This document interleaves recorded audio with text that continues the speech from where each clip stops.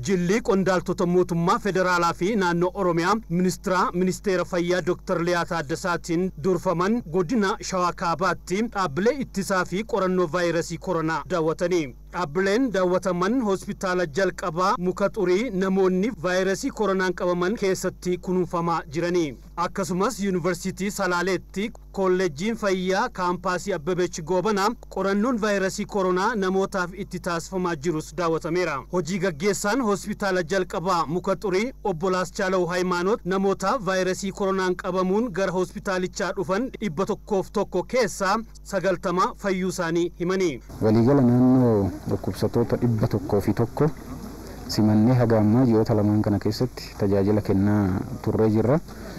Dhukkubsattoota 101 kana keessa baay'een isaanii dhukkuba yookiin immoo mallattoo salphaadha kan qabani.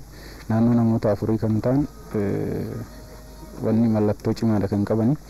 Mallattoo cimaa kana keessa namni tokkicha hospitaala Adaamaatti riifar goone yookiin immoo ol erginee jechuudha. Achitti lubbuun isaa kan bahe ta'uu isaati. Sadan asitti hafan garuu sadarkaa gaarii irratti kan argaman ta'uu isaati.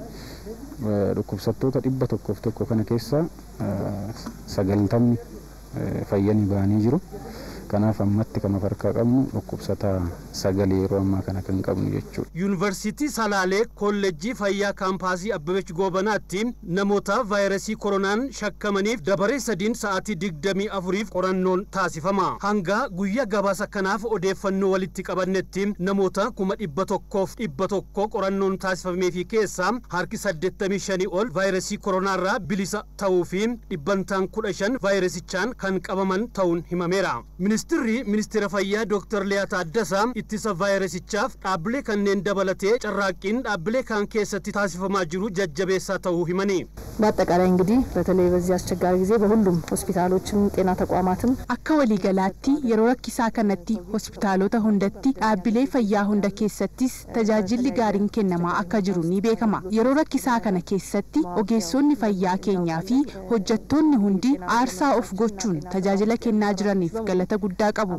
Kanneen dabalatee dhaabbilee qorannoo 40 turan gara 50tti guddisuun danda'ameera. Tatamsa'inaa vaayirasii koronaa ittisuuf carraaqqiin mootummaa fi ogeessota fayyaatiin taasifamaa jiru gaarii ta'us jijjiirama amalaa fiduudhaan dhukkubicharraa of baraarsuuf xiyyeeffannoo guddaa kennuu akka barbaachisus hubachiisaniiru.